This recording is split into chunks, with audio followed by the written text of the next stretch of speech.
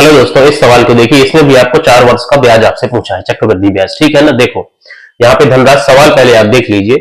₹50,000 की राशि पर 6% वार्षिक की दर से 2 वर्ष के अंत में अर्धवार्षिक रूप से चक्रवृद्धि होने वाला चक्रवृद्धि ब्याज आपको बताना है। ठीक है ना।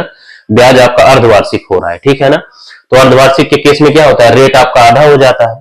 तो यहाँ पे कितना है, 6% वार्षिक है, मतलब 1 साल का है। तो आधा करोगे तो कितना हो गया आपका, 3% होगा।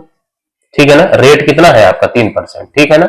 और समय कितना होगा, देखो 2 वर्ष है यहाँ पे। ठीक है ना। तो अर्धवार्षिक के केस में क्या होगा, समय 2 गुना हो जाता है। तो 2 का 2 गुना कितना हो जाएगा, 4। ठीक है ना। तो 4 वर्ष का कभी भी आपको ब्याज निकालना हो तो आपको ये रेशियो याद रखना है, 4641। ठीक है ना। इसी के थ्रू आप जल्दी सॉल्व कर सकते हैं। और एक चीज आप ध्यान रखो, कभी भी आपसे 4 वर्ष का जो है सीआई आपसे पूछे तो ऐसे सवाल को एग्जाम में आपको हमेशा लास्ट में अटेम्प्ट करना है। ठीक है ना। क्योंकि इसको सॉल्व करने में थोड़ा टाइम लगता है। ठीक है। देखो यहाँ पे धनराशि कितनी है आपकी, 50,000 है। ठीक है ना। सॉल्व करना शुरू करो। यहाँ पे धनराशि कितनी हो गई आपकी, 50,000 है। ठीक है ना। इसी को आपका 3% आपको निकालना है। ठीक है ना। तो ये कितना हुआ आपका, 1500। ठीक है ना। ये जो 1500 है आपकी वैल्यू, ये आपकी इस 4 की वैल्यू है। ठीक है ना। अब कभी भी कैलकुलेशन में आपका इसके आगे जो रेशियो आपको निकालने हैं उसमें कभी भी आपका धनराशि का यूज नहीं होगा। ठीक है ना। देखो अब आपको क्या करना है, 6 की वैल्यू चाहिए ना, तो इस 1500 का 3% आपको निकालना है। तो 1500 का 3% क्या होगा आपका, 45। ठीक है ना। अब आप कैलकुलेशन अब डायरेक्ट करेंगे नहीं तो सारे वीडियो बड़े हो जाएंगे। ठीक।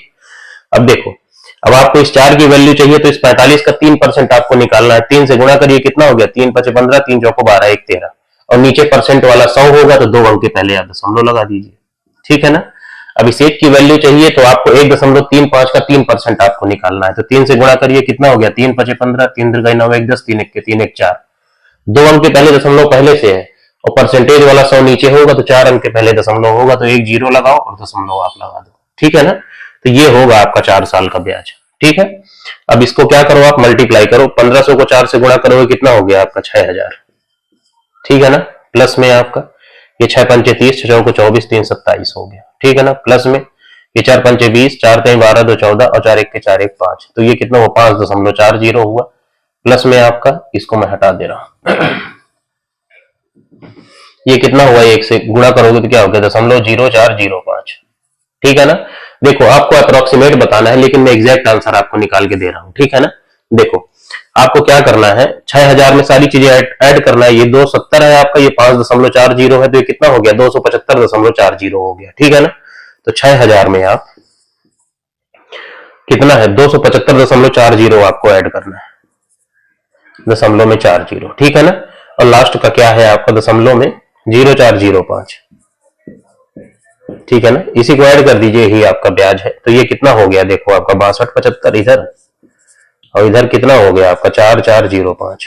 ठीक है ना। तो ये आपका एग्जैक्ट आंसर होगा लेकिन आपसे अप्रोक्सीमेट पूछा है तो 6275 आपका आंसर हो जाएगा। ठीक है ना। तो 6275 आपका आंसर हो जाएगा। ठीक है। तो 4 साल वाले सवालों को आपको ऐसे ही बना लेना है रेशियो की मदद से। ठीक है।